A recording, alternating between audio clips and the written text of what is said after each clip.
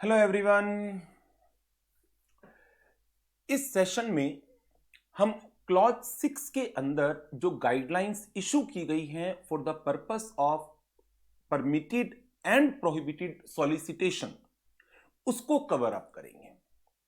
Clause 6 practising CA के ऊपर restrictions लगाता है that a practising member is not permitted to solicit the client or professional work by way of advertisement, circular, interview, personal communication or by any other means। लेकिन eight the same time कि यदि work को solicit किया जा रहा है या secure किया जा रहा है फ्रॉम अनदर प्रैक्टाइजिंग मेंबर या टेंडर का रिस्पोंड कि किसी ऑर्गेनाइजेशन ने टेंडर इशू किए एक्सक्लूसिव एरिया के और मेंबर उसको रिस्पोंड करना चाहता है, then he can respond provided minimum fee is prescribed in that tender. Non exclusive area में ये एज सच परमिट किया गया। बट बिसाइड्स दिस क्लॉज 6 के अंदर काफी सारी गाइडलाइंस इशू की गई for the permitted form of and prohibited form of solicitation. In guidelines के अंदर जब नया कोड ऑफ एथिक्स 2020 आया था तो उस कोड ऑफ एथिक्स के अंदर भी कुछ माइनर चेंजेस किए गए थे। तो इस सेशन में जो रिवाइज्ड गाइडलाइंस है हम उनको कवर अप कर रहे हैं। ये रिवाइज गाइडलाइंस मई 2021 के एग्जाम से एप्लीकेबल हुई है। तो स्टार्ट करते हैं।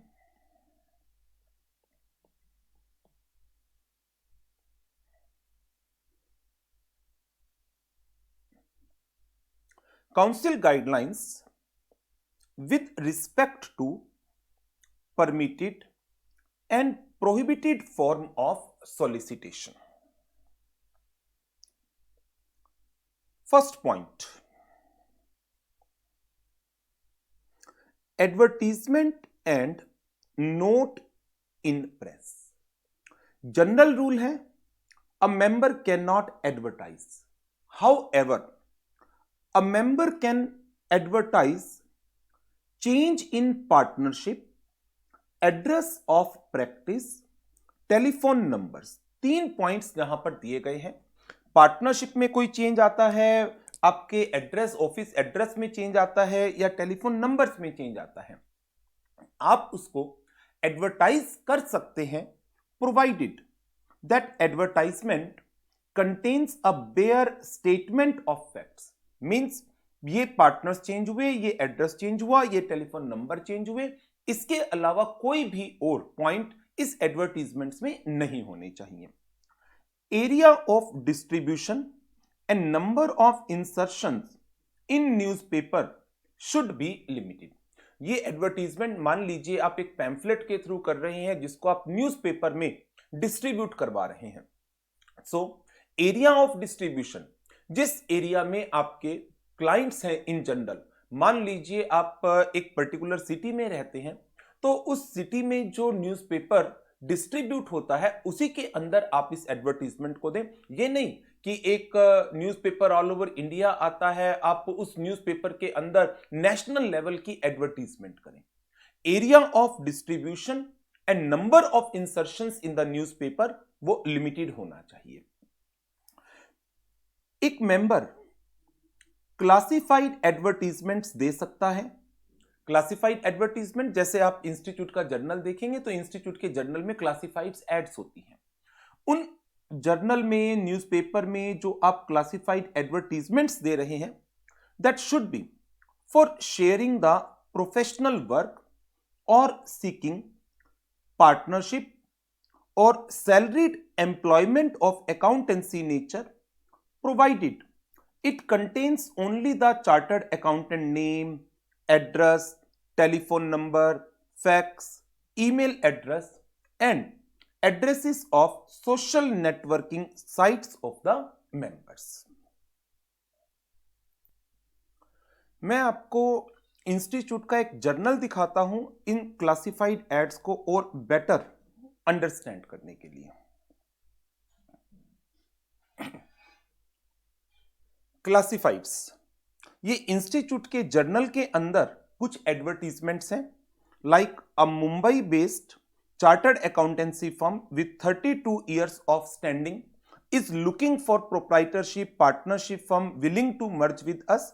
Interested person kindly drop an email address आ गया।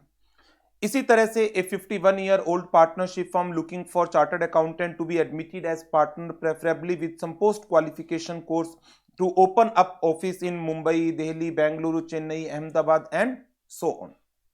इस तरीके से क्लासिफाइड एडवर्टीजमेंट्स इंस्टीट्यूट के जर्नल के अंदर दी जा सकती हैं।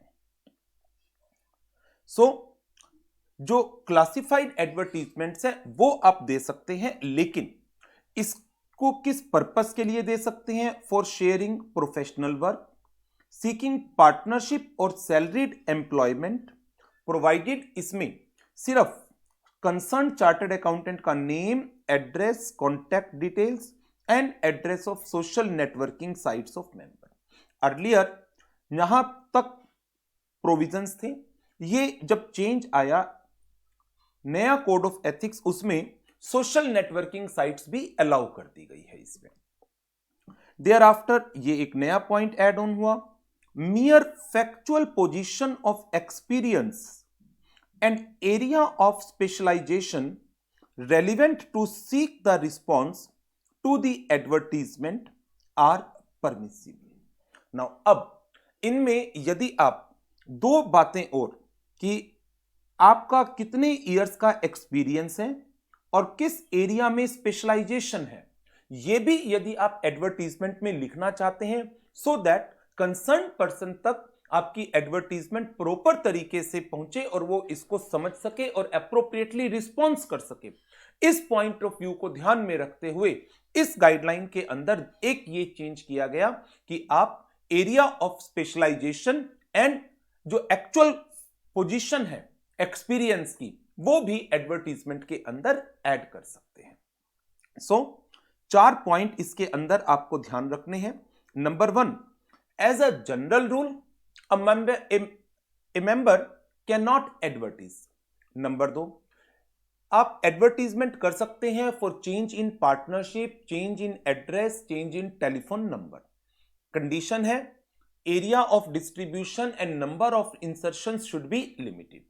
नंबर 3, आप इंस्टीट्यूट के क्लासिफाइड्स में जो न्यूज़लेटर या जर्नल के अंदर आता है उनके अंदर एडवर्टीजमेंट दे सकते हैं for sharing the professional work और एनी अदर एस्पेक्ट्स जो इन गाइडलाइंस में लिखा है, पर्टिकुलरली प्रोफेशनल वर्क को लेने के लिए, पार्टनरशिप या सैलरीड एम्प्लॉयमेंट के पर्पज से, जिसमें आप अपना नाम, ईमेल आईडी, टेलीफोन नंबर और सोशल नेटवर्किंग साइट्स के बारे में मेंशन कर सकते हैं। बिसाइड्स जो एक्चुअल पोजीशन है एक्सपीरियंस की and area of specialisation, that can also be mentioned in the advertisement. Second one, empanelment for allotment of audit or professional work, very important. In respect of organizations where a panel of chartered accountants exists, a member is free to request to place his name on the panel. Roaming inquiries for existence of such panel is not permitted. पहले तो आपको यह पता होना चाहिए ये panel होता क्या है।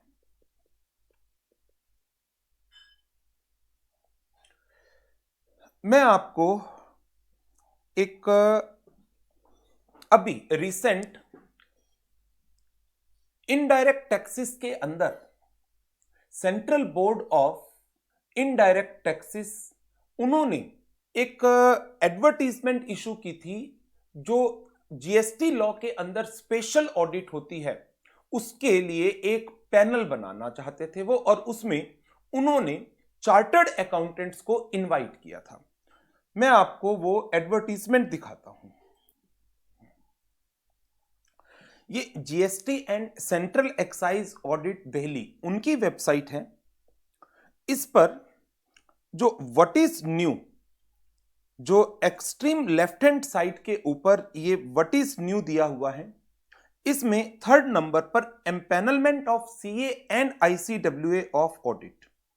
इसको आप देखें तो ये एक नोटिफिकेशन इशू हुआ था northern Indian regional council of ICAI को and institute of cost and works accountants of India को, जिसमें यह कहा गया कि जो जीएसटी लॉ के अंदर एंड एक्साइज लॉ के अंदर जो रिक्वायरमेंट्स हैं ऑडिट की, इवन इसमें सर्विस टैक्स को भी इंक्लूड किया गया जो फाइनेंस एक्ट 1994 था।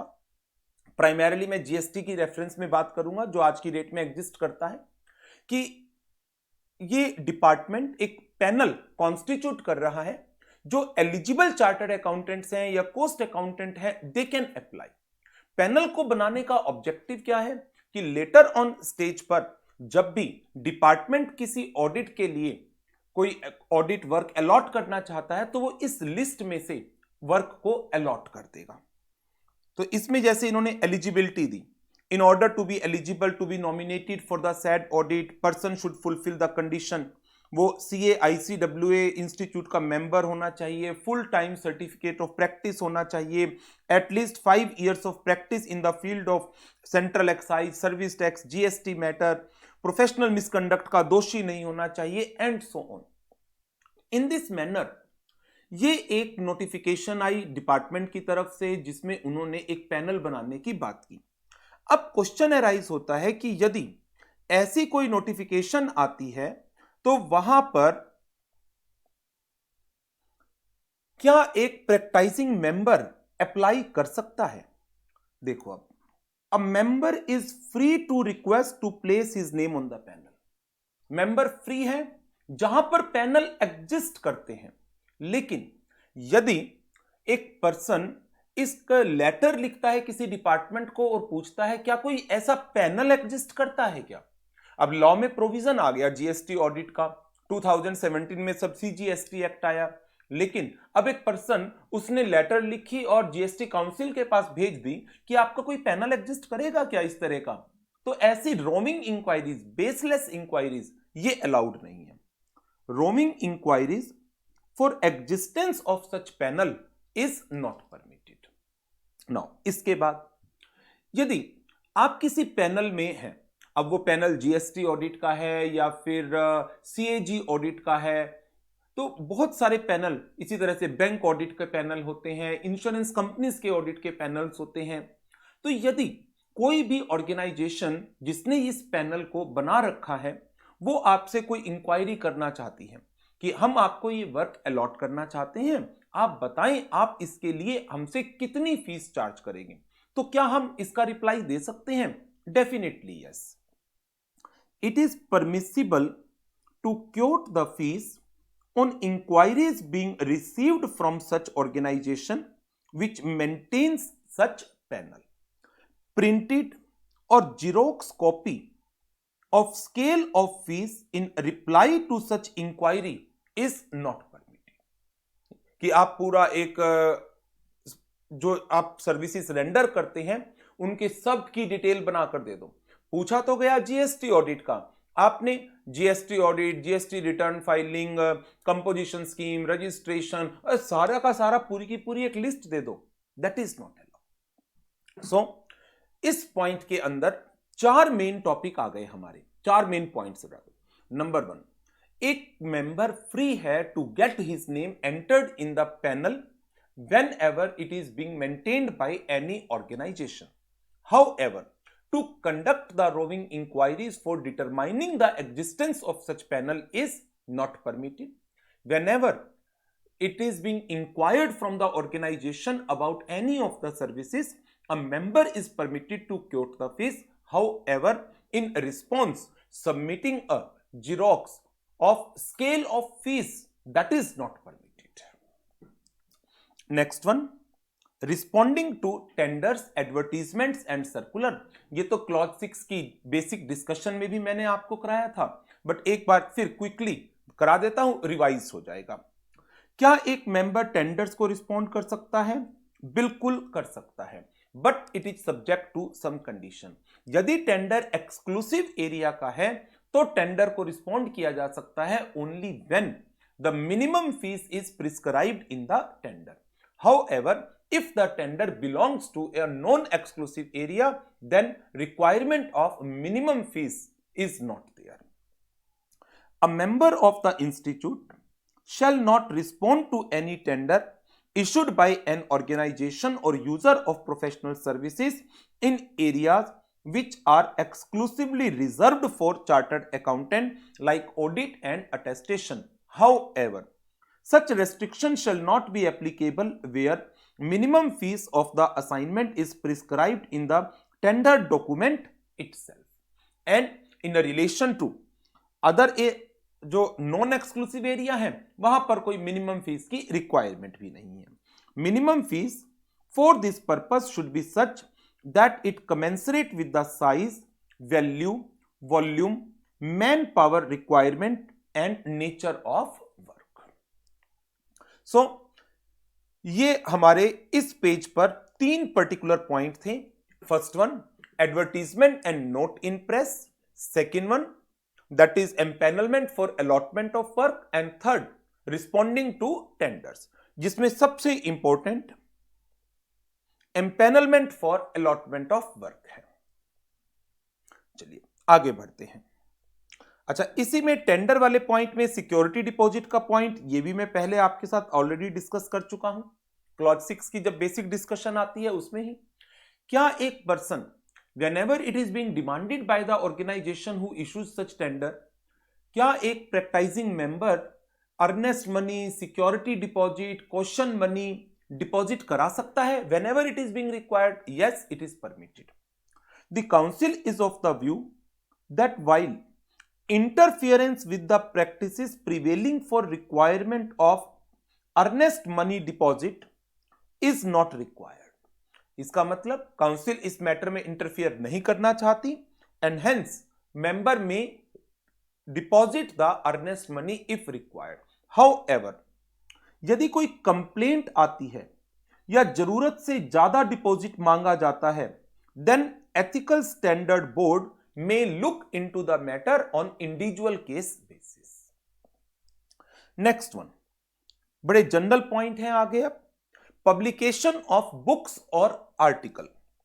It is not permissible for a member to mention in a book or an article published by him to or a presentation made by him any professional attainment, whether of member or firm of chartered accountant with which he is associated.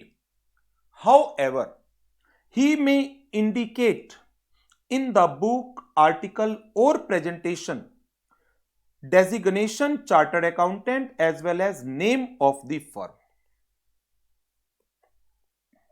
समझिए अब जरा इस point को. क्या एक member कोई book लिख सकता है? Definitely yes. कोई आर्टिकल पब्लिश करा सकता है? यस. किसी टॉपिक पर प्रेजेंटेशन बना सकता है? हां. लेकिन क्या प्रैक्टाइजिंग मेंबर, मैं बात कर रहा हूं सिर्फ किसकी? प्रैक्टाइजिंग मेंबर की. ये सब प्रैक्टाइजिंग मेंबर के रेफरेंस में है. क्या वो प्रैक्टाइजिंग मेंबर उस बुक में या उस आर्टिकल में या उस प्रेजेंटेशन के अंदर अपनी किसी भी तरह की प्रोफेशनल अटेनमेंट्स को हाईलाइट कर सकता है? नहीं. नहीं. क्या वो अपना चार्टर्ड अकाउंटेंट का डेजिग्नेशन मेंशन कर सकता है? जी हां. क्या फर्म का नाम भी लिख सकता है? जी हां. अब इसमें एक इंपॉर्टेंट पॉइंट देखने वाला क्या है कि इसमें अमेंडमेंट आई है. अर्लियर फर्म का नेम अलाउड नहीं था. फर्म का नेम अलाउड नहीं था, लेकिन अमेंडमेंट जो आई, नया कोड ऑफ एथिक्स आया 2020 में, उसके अंदर फर्म का नेम परमिट कर दिया गया. लेकिन एक प्रॉब्लम है छोटी सी और वो प्रॉब्लम क्या है? इंस्टीट्यूट के स्टडी मटेरियल में गाइडलाइन तो ये कवर है, बट इसका जो क्वेश्चन है उसका आंसर अपडेट नहीं हुआ. मैं आपको इंस्टीट्यूट का स्टडी मटेरियल भी दिखा देता हूं साथ साथ.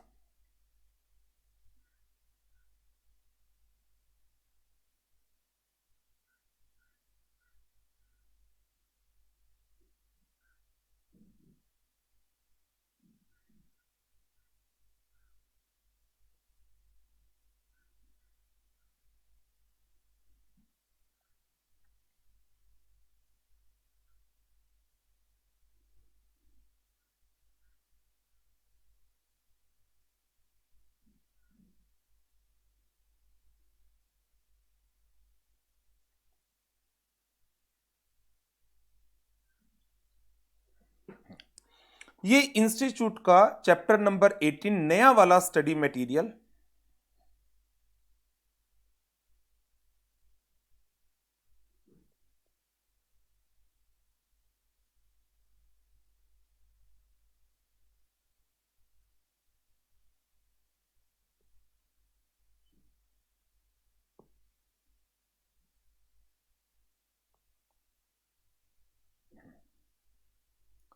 पब्लिकेशन ऑफ बुक्स, आर्टिकल्स और presentation,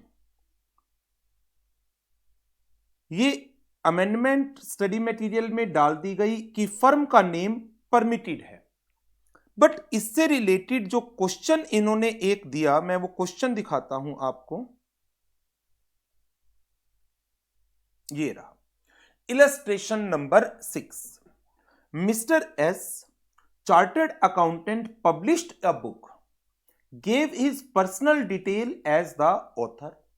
Details also mentioned his professional experience, जो नहीं होना चाहिए था, ये उसकी अटेनमेंट हो गई, ये नहीं होना चाहिए था।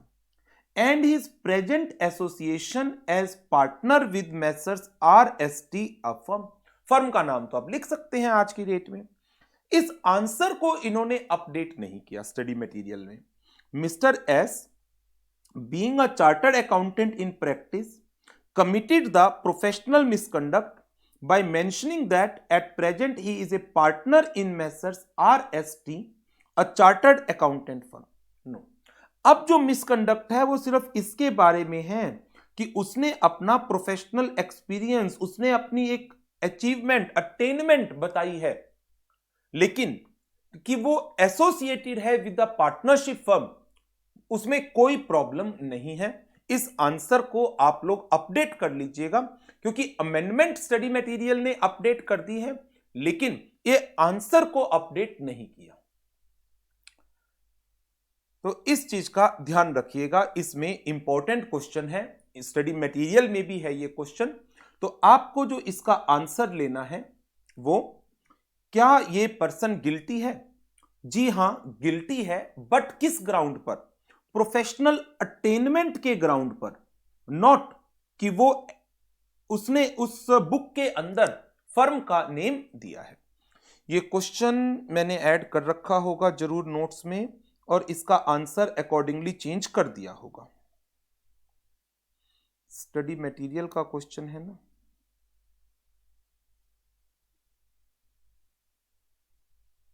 ये रहा। ये स्टडी मटेरियल का क्वेश्चन आपके नोट्स में है।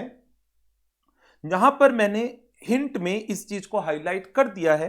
Mister S has violated the restrictions imposed under clause 6 of part 1 of first schedule by mentioning the professional experience and hence guilty of professional misconduct. तो मिसकंडक्ट क्यों आया है? प्रोफेशनल एक्सपीरियंस मेंशन करने के कारण, नॉट कि उसने अपनी एसोसिएशन बताई है विद द फर्म। चलिए नेक्स्ट पॉइंट पर चलते हैं। Next point, issue of greeting cards और एडवर्टीजमेंट्स। क्या एक मेंबर अपने फैमिली मेंबर्स को, रिलेटिव्स को, फ्रेंड्स को, क्लाइंट्स को ग्रीटिंग कार्ड या इनविटेशन फैमिली में मैरिज है या कोई और ओकेजन है, उसकी इनविटेशन दिए जा रही हैं, क्या उसमें चार्टर्ड अकाउंटेंट डेजिग्नेशन यूज कर सकता है? बिल्कुल कर सकता है, कोई प्रॉब्लम नहीं है। बट कंडीशन यही है कि ये जो ग्रीटिंग कार्ड्स हैं, ये इनविटेशन है, ये क्लाइंट्स को, फैमिली मेंबर्स को एंड फ्रेंड्स को सबमिट हो रहे हैं, को दिए जा रहे हैं। A member is permitted to use the designation chartered accountant as well as name of the firm in greeting card, invitation for marriage and religious ceremony, and any invitation for opening or inauguration or office, or letters regarding change in office premise or telephone number, provided they are sent only to clients, relatives and friends of concerned members. इससे related एक question आपको मिलेगा आगे। उस question में क्या होगा, दो पार्टनर हैं एक्स और वाई। एक्स के घर पर कोई फंक्शन था, उसने उसके इनविटेशन किसको दिए, अपनी फैमिली मेंबर्स को, अपने क्लाइंट्स को, अपने फ्रेंड्स को, as well as clients of Y, as well as clients of Y. आप अपने क्लाइंट्स को इनविटेशन दे रहे हैं, आपके क्लाइंट कॉमन है, एक्स और वाई के क्लाइंट्स कॉमन है, इट्स ओके। बट हो सकता है वाई अपनी इंडिविजुअल प्रैक्टिस भी कर रहा हो, तो आप वाई के क्लाइंट को इनविटेशंस नहीं दे सकते। तो उस क्वेश्चन में मिसकंडक्ट अराइज होगा मिस्टर एक्स का, बिकॉज उसने ये इनविटेशंस किसको दिए थे, अपने पार्टनर्स के क्लाइंट को। आप अपने क्लाइंट को दें, जो कॉमन क्लाइंट है वो आपके भी क्लाइंट है, लेकिन यदि कोई क्लाइंट सिर्फ आपके पार्टनर का है, आपका नहीं है, इन दैट केस फिर मिसकंडक्ट डेफिनेटली होगा। सो ये हमारा टॉपिक था about issuing of greeting cards और इनविटेशन। अच्छा, ये भी इंपॉर्टेंट है, इसके ऊपर भी एक या दो बार क्वेश्चन आए हुए हैं। नेक्स्ट पॉइंट, ये अब नए पॉइंट है जो गाइडलाइंस में ऐड हुए हैं। Advertisement for silver, golden, platinum, century celebrations. यदि कोई फर्म अपनी silver, golden, platinum, century celebration कर रही है, देन क्या उन इवेंट्स को एडवर्टाइज किया जा सकता है? नहीं। To advertise the events organised by a firm of chartered accountant is not permitted. However, considering that कि इस तरह के इवेंट्स होते हैं, उनको एक ऑर्गेनाइजेशन हाईलाइट भी करना चाहती है, प्रमोट करना चाहती है, then considering the interpersonal socialization and relationship of the members through such get-together occasions, the advertisements for silver, golden, diamond, platinum, century celebrations may be published in newspaper or newsletter। ICAI की newsletter में या newspaper के अंदर आप advertisements दे सकते हैं, publish करा सकते हैं, बाकी इन जनरल अलाउड नहीं होगा। नेक्स्ट, क्या एक प्रैक्टाइजिंग मेंबर या फर्म ऑफ चार्टर्ड अकाउंटेंट किसी प्रोग्राम को स्पॉन्सर कर सकती है? In general no. हाउएवर, यदि आप स्पॉन्सर करना चाहते हैं, इन दैट केस एक छोटी सी रिलैक्सेशन दे रखी है, और वो रिलैक्सेशन है इंस्टीट्यूट के थ्रू आप स्पॉन्सर कर पाएंगे। अ मेंबर इन प्रैक्टिस और a firm of chartered accountant is not permitted to sponsor an event. However, event that is being conducted by program organizing unit of ICAI, उसको sponsor कर सकते हो। जिन programmes को, जिन events को conduct किया है किसने? ICAI की प्रोग्राम ऑर्गेनाइजिंग यूनिट ने, उनको आप स्पॉन्सर कर सकते हैं, प्रोवाइडेड इन इवेंट्स की प्रायर अप्रूवल हो। किनसे? कंटिन्यूइंग प्रोफेशनल एजुकेशन डायरेक्टरेट से। इवेंट ICAI का प्रोग्राम ऑर्गेनाइजिंग यूनिट कंडक्ट कर रहा है और उसकी प्रायर अप्रूवल भी हो कंटिन्यूइंग प्रोफेशनल एजुकेशन डायरेक्टरेट से। दो दो कंडीशन पूरी करोगे तो आप किसी इवेंट को स्पॉन्सर कर पाओगे। Members sponsoring the activities relating to CSR, corporate social responsibilities, उन इवेंट्स को स्पॉन्सर कर रहे हैं, देन वो अपना individual name with the prefix CA कर सकते हैं। हाउएवर, वो अपनी फर्म का नाम या CA का लोगो वो एडवर्टाइज नहीं कर सकते वहां पर। सो इन जनरल, क्या एक मेंबर किसी इवेंट को स्पॉन्सर कर सकता है? नहीं। However, the events that are being conducted by programme organising unit of ICAI, उनको स्पॉन्सर किया जा सकता है, provided continuing professional education directorate की प्रायर अप्रूवल है तो।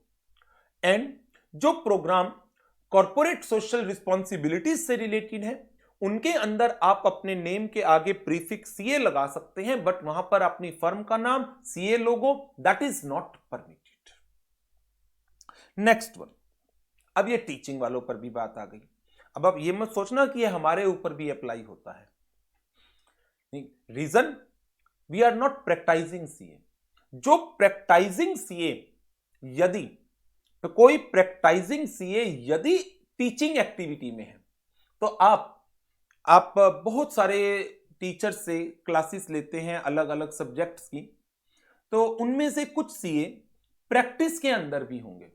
तो अब आप चेक करिएगा कि यदि जिन टीचर से, जिन सीए से आप क्लासेस ले रहे हैं, यदि वो प्रैक्टिस में भी है, कहीं उन्होंने इसकी वायोलेशन तो नहीं कर रखी।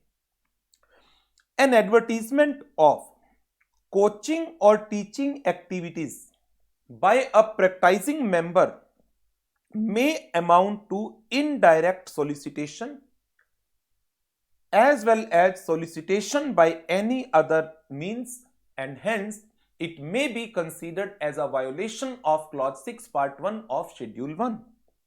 Hence such members are advised to abstain from advertising their association with coaching or teaching activities through hoardings, posters, banners और by any other means. In case यदि इन्होंने इन चीजों का ध्यान नहीं रखा, then they may be liable for disciplinary action. Subject to above prohibition, such member may put outside their coaching और teaching premises sign board mentioning the name of coaching or teaching institute, contact details and subjects taught therein only. So ये point है in relation to those practising member who are engaged in teaching activities. General से point थे। Next point, sharing firm profile with the prospective clients. क्या एक CA firm अपना firm का profile with a prospective client share कर सकती है? In general no.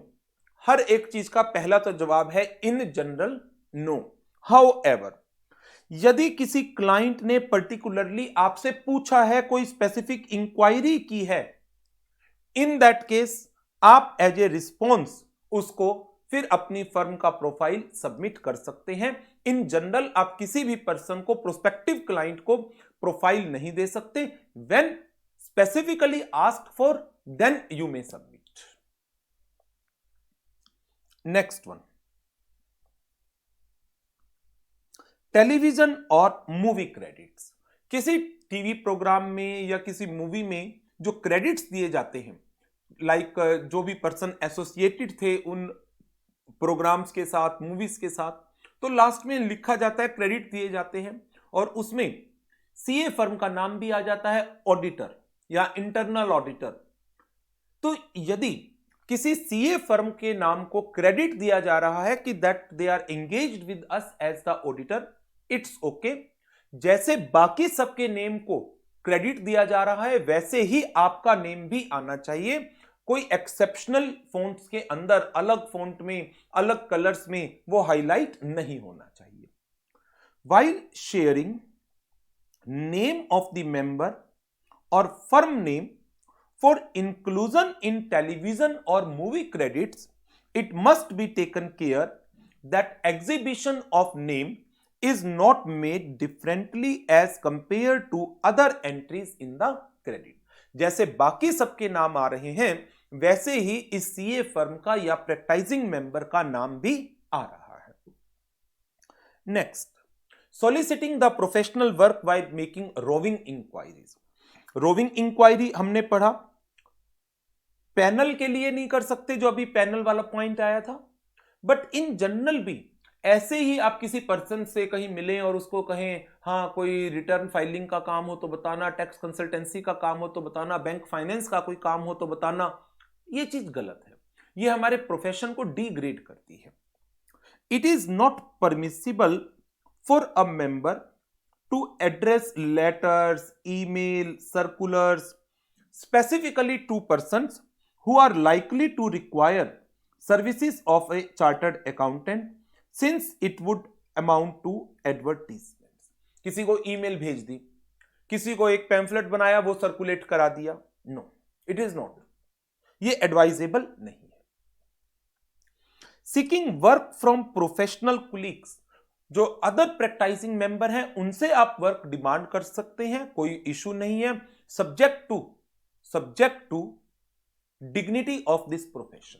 कई बार क्या होता है, आपको कुछ क्वेश्चंस मिलेंगे ऐसे कि जहां पर एक प्रैक्टिसिंग सीए दूसरे प्रैक्टिसिंग सीए से वर्क डिमांड कर रहा है और उसमें अपनी सीनियरिटी की बात कर रहा है, अपने लिंक्स की बात कर रहा है, तो ये चीजें नहीं अलाउड है. इन जनरल आप दूसरे प्रैक्टिसिंग सीए से वर्क की डिमांड करते हैं, इट इज एक्सेप्टेबल, बट जो जनरल गाइडलाइंस है उनको ध्यान में रखते हुए आप उस वर्क को सॉलिसिट करिए.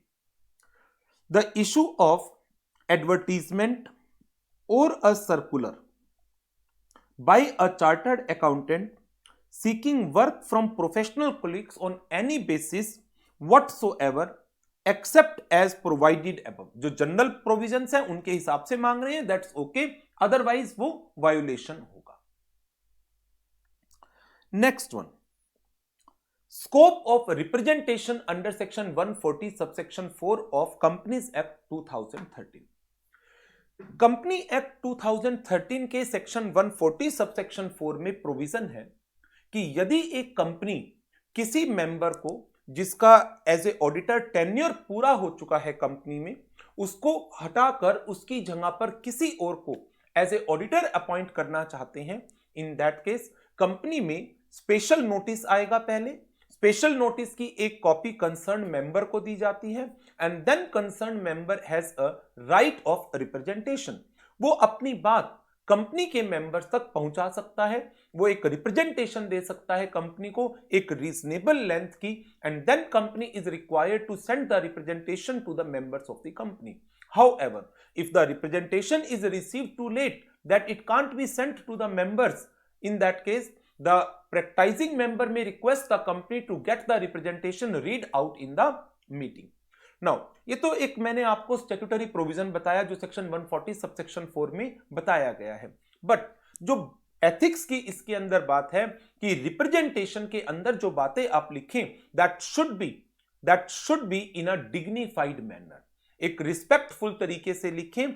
कोई भी नीडलेस पब्लिसिटी सिक्योर करने के लिए आपकी रिप्रेजेंटेशन में कोई भी ऐसी लैंग्वेज नहीं होनी चाहिए, just to secure needless publicity.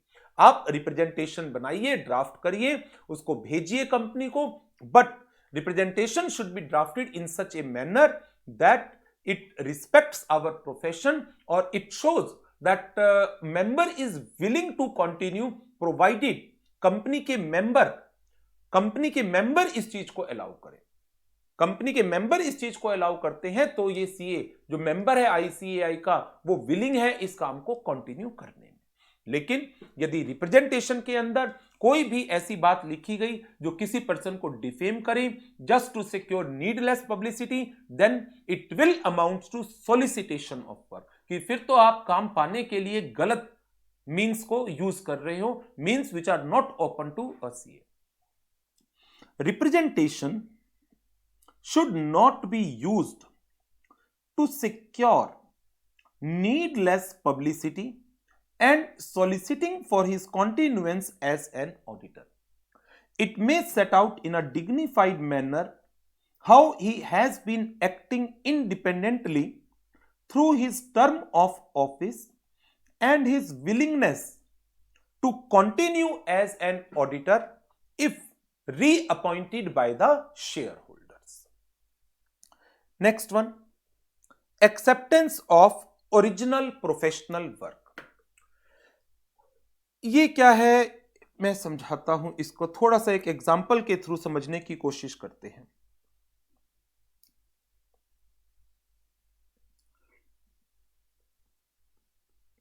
Mister X and mister Y, ये भी एक प्रैक्टिसिंग सीए है, ये भी एक प्रैक्टिसिंग सीए है. मिस्टर एक्स का कोई क्लाइंट है mister A.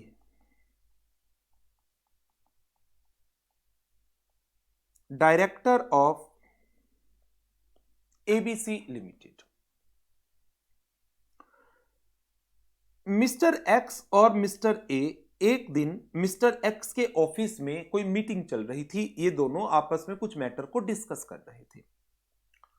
Eight the same time मान लीजिए मिस्टर वाई यहां पर इनके ऑफिस में ऐसे ही कैजुअली आ गया। ठीक है, मिस्टर एक्स मिस्टर वाई दोनों बहुत अच्छे दोस्त हैं। मिस्टर एक्स ने मिस्टर वाई का इंट्रोडक्शन करा दिया मिस्टर ए से, मिस्टर ए का इंट्रोडक्शन करा दिया मिस्टर वाई से एज ए कर्टसी, और दोनों ने एक दूसरे के विजिटिंग कार्ड्स एक्सचेंज कर लिए। ठीक है, कोई दिक्कत नहीं। एक्स ने इंट्रोडक्शन कराया वाई का मिस्टर ए को, ये मिस्टर वाई हैं, बहुत बड़े टैक्स एक्सपर्ट हैं, बस ये बोल दिया, बहुत बड़े टैक्स एक्सपर्ट हैं, और दो तीन बातें और बोल दी। 2 दिन के बाद मिस्टर ए मिस्टर वाई को फोन करता है। मिस्टर ए, हमारा कोई टैक्स का केस है, हम आपसे वो केस में रिप्रेजेंटेशन चाहते हैं, क्या आप हमारे इस केस को रिप्रेजेंट करेंगे? हमने आपके बारे में कुछ पता कराया और हमें पता चला कि आप अपने केसेस को बहुत अच्छे तरीके से प्रिपेयर करके रिप्रेजेंट करते हैं। क्या मिस्टर वाई को यह काम एक्सेप्ट करना चाहिए? मिस्टर एक्स ऑडिटर है इनका, इस कंपनी का। ऑडिटर ने इंट्रोडक्शन करा दी, तो ये तो गलती हो गई एक तरीके से। ये काम मिस्टर ए मिस्टर वाई के पास ले गया। क्या कल को मिस्टर एक्स नहीं कहेगा कि मैंने आपकी इंट्रोडक्शन कराई और आप मेरे ही क्लाइंट का काम कर रहे हैं बिना मुझे बताए? तो इसलिए गाइडलाइंस में कहा गया कि यदि मिस्टर वाई को कोई भी काम मिलता है मिस्टर ए से, then mister Y must ask mister A कि आप इस काम को मिस्टर एक्स के थ्रू रूट करें। मिस्टर वाई को यह काम डायरेक्टली एक्सेप्ट नहीं करना चाहिए। और मान लीजिए मिस्टर ए ऑडिट का ही काम हैंडओवर करना चाहे मिस्टर वाई को एक्स से लेकर, यह तो बिल्कुल भी नहीं करना चाहिए। ओरिजिनल वर्क मींस जो काम ए करता है, ओरिजिनल वर्क मींस जो मिस्टर एक्स कर रहा है, यह तो करना ही नहीं है। नो अदर वर्क, उस केस में मिस्टर वाई को कहना चाहिए कि आप मेरे पास मिस्टर एक्स के थ्रू आए इस काम के लिए। तो यही पॉइंट्स यहां पर लिखे गए हैं। Acceptance of original work emanating from a client introduced by another member, ये तो परमिटेड नहीं है। हां, यदि कोई और प्रोफेशनल वर्क क्लाइंट का डायरेक्टली हमारे पास आए, देन ये ड्यूटी बनती है हमारी to ask the client that he should come through the other member dealing generally with his original work. इसके ऊपर भी एग्जाम में क्वेश्चन आया हुआ है एक बार। Next one, public interviews. क्या पब्लिक इंटरव्यूज दिए जा सकते हैं? जैसे टीवी चैनल्स पर, न्यूज चैनल्स के ऊपर बजट को लेकर, या कोई जीएसटी काउंसिल की मीटिंग हुई थी उसमें कोई सिग्निफिकेंट चेंजेस आ गए जीएसटी के, या कॉर्पोरेट लॉ में कोई सिग्निफिकेंट चेंजेस आ गए, क्या उन चेंजेस के ऊपर आप किसी न्यूज चैनल पर, मीडिया में कोई इंटरव्यू दे सकते हैं? दे सकते हैं, कोई इशू नहीं है। लेकिन ध्यान रखिएगा, while giving any interview or otherwise furnishing details about themselves or their firm in public interview or to the press or at any forum, ensure that it should not result in any kind of publicity. Due care should be given to ensure कि in interviews में और जो details अब दे रहे हैं अपने बारे में या अपनी फर्म के बारे में, वो एक प्रोफेशनल अटेनमेंट्स को हाईलाइट ना करें। They are not given in a manner highlighting the professional achievements, professional attainment. मान लीजिए एक न्यूज चैनल पर इंटरव्यू दिया गया और इंटरव्यू में होस्ट ने कैसे इंट्रोडक्शन कराई, meet mister CA so and so, उसका नाम, अ पार्टनर इन, 4-5 फर्मों के नाम बोल दिए, और ये गवर्नमेंट के साथ एसोसिएटेड हैं, इनका इतना एक्सपीरियंस है, इन्होंने अपने क्लाइंट्स को ये सर्विसेज दे रखी हैं और 15 सालों में इन्होंने टैक्स के इतने केसेस डिफेंड किए हैं, रिप्रेजेंट किए हैं, किसी भी केस के अंदर इनको हार नहीं मिली है। नो, ऐसी चीजें गलत है, गलत है।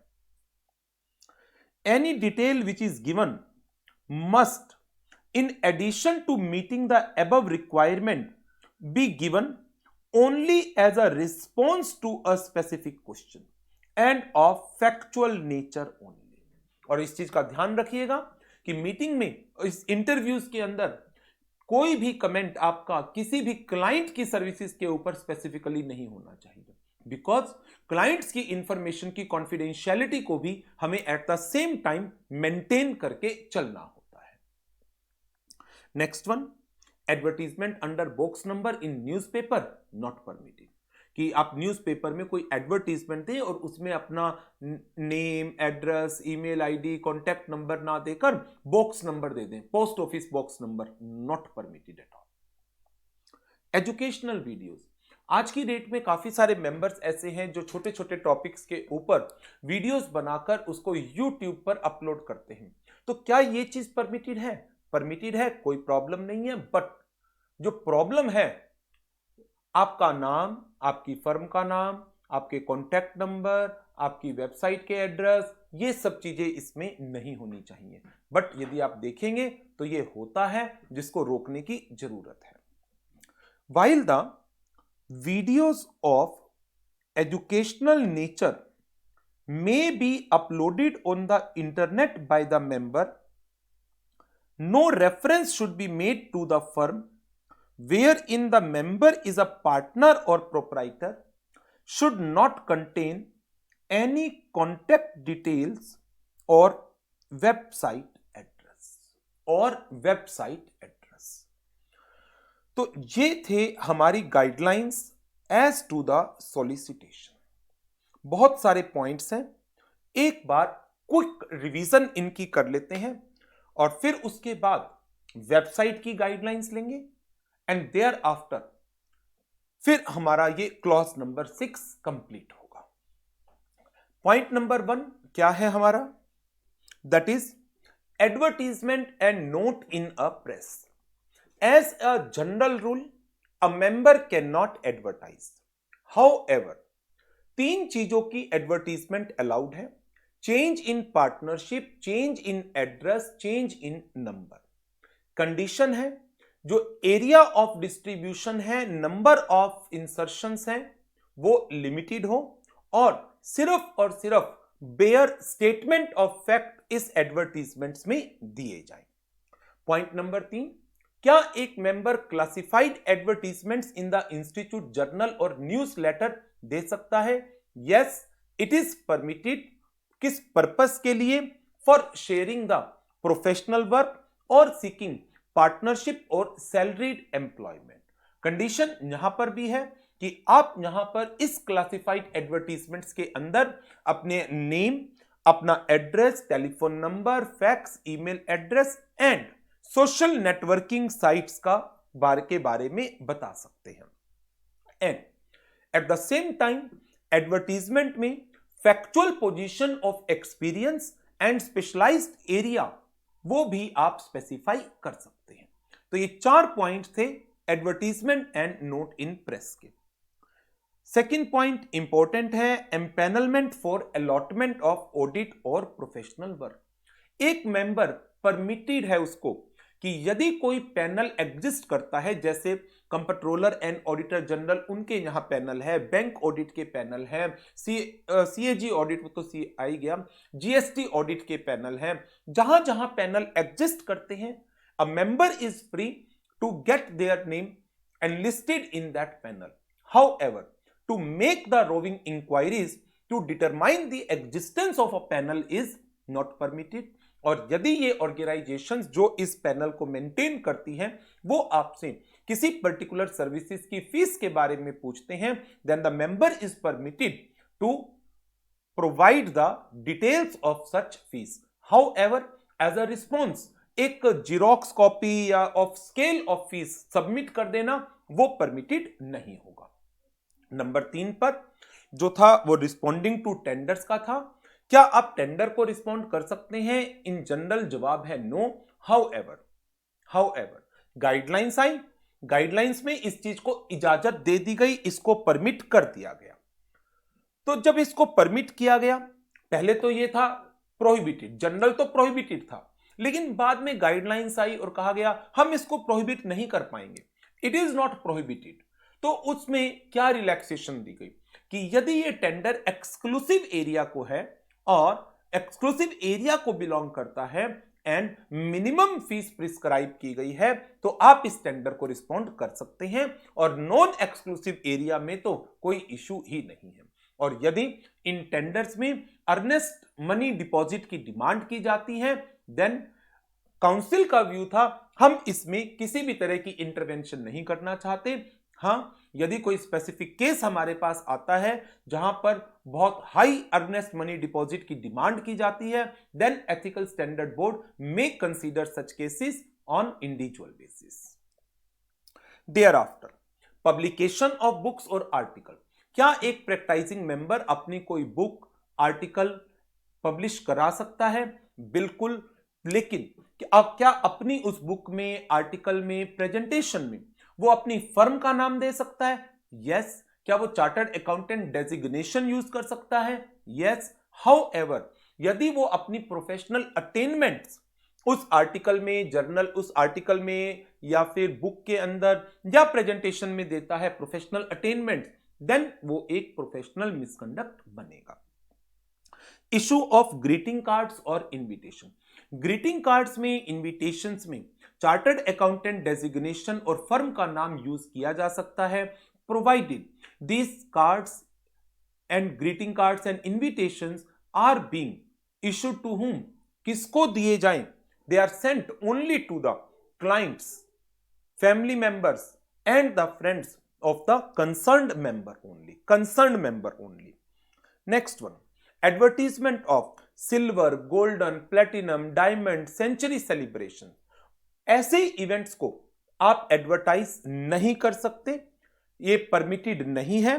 However, considering the interpersonal socialization and relationship, जो एक पर्सन अपनी सोशलाइजेशंस को, इंटरपर्सनल सोशलाइजेशंस को या रिलेशनशिप को इन गेट टुगेदर ओकेजन्स के थ्रू मेंटेन रखना चाहता है, तो इनकी एडवर्टीजमेंट वो दे सकता है न्यूज़पेपर में या न्यूज लेटर ऑफ ICAI में।